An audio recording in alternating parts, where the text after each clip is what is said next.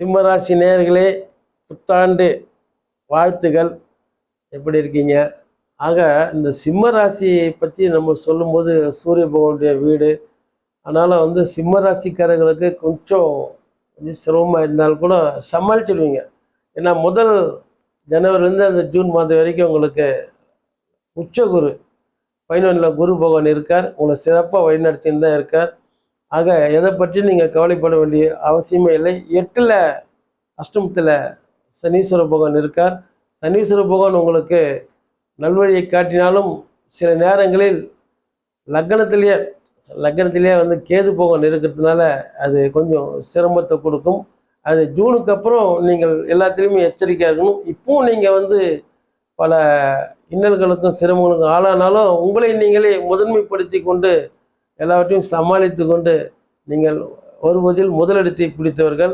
ஆக உங்களுக்கு இப்போது ஜூன் மாதம் வரை குரு பயிற்சி வரைக்கும் உங்களுக்கு லாப குரு, உச்ச குரு, நினைத்தது நடக்கும், நடந்தது இணைக்கும், வீடு வாகனங்கள் மற்றும் பிள்ளைகளின் வகையில் பல வகையான சந்தோஷங்கள், கொடுத்த கடன்கள், வாரா கடன் இதெல்லாம் வசூலாகி கொண்டிருக்கின்ற ஒரு தருணம்.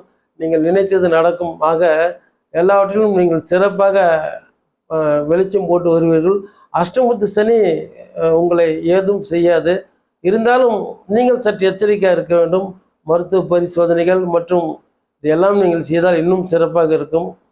முடிந்த அளவுக்கு அடுத்தவர்களுக்கு உதவி செய்வது சிறப்பாகும். அதே நேரத்தில் அந்த உதவி செய்தும் உபதிரவத்தை பெற்று விடாதீர்கள். ஆக உங்களுக்கு சொல்ல வேண்டியது இல்லை. ஏன்னா காலபுருஷ தத்துவத்தில் 5வது இடம் புத்திரஸ்தானம், பூர்வ புண்ணியஸ்தானம், 5வது இடம் சிம்மம். ஆக அங்கு இருக்கும் நீங்கள் அஷ்டமத்து சனியை கண்டு கவலைப்பட வேண்டாம். பிள்ளைகள் வழியில் ஒரு சந்தோஷமான செய்திகள் உங்களை அடையும். பிள்ளைகள் பேரன் பேத்திகள்லாம் நல்லா சௌக்கியமாக இருப்பாங்க. அந்த சின்ன இளம் வயது 30 உள்ளார இருக்கக்கூடிய மாணவ செல்வங்கள் சற்று படிப்பில் கவனம் தேவை. உடல் ஆரோக்கியத்தை பார்த்து கொள்ளுங்கள். வாகனத்தில் செல்லும்போது வேகமாகவும் செல்ல வேண்டாம். பயணத்தில் எச்சரிக்கை தேவை என்று பணிந்து சொல்லிக் கொள்கிறேன். அது 40-50 வயது கொண்டவர்கள் கூட உங்களுக்கு அந்த உடல் பயிற்சி மற்றும் மருத்துவ பரிசோதனைகள் ஏதாவது கண்டிப்பாக செய்து கொள்ளத்தான் வேண்டும். 60 வயதுக்கு மேற்பட்டவர்களுக்கு கேட்க வேண்டாம். அவர்கள் எப்பொழுது போல் அந்த இறை வழிபாட்டிலும் மனதை செலுத்தினால் எல்லாமே சிறப்பாக இருக்கும். காரிய சித்திகள் நன்றாக நடக்கும்.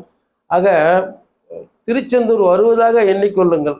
திருச்செந்தூர் செல்ல இயலாதவர்கள் திருச்செந்தூர் முருகர், வள்ளி தெய்வானை முருகர் அந்த ஃபோட்டோவை தினமும் பார்த்து மகிழ்ச்சி அடையுங்கள்.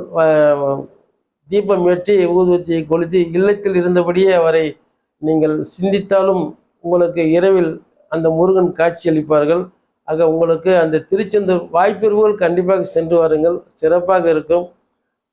பரிகாரமாக இதுதான் குறிப்பிட்டு சொல்ல வேண்டும். வாழ்த்துக்கள்.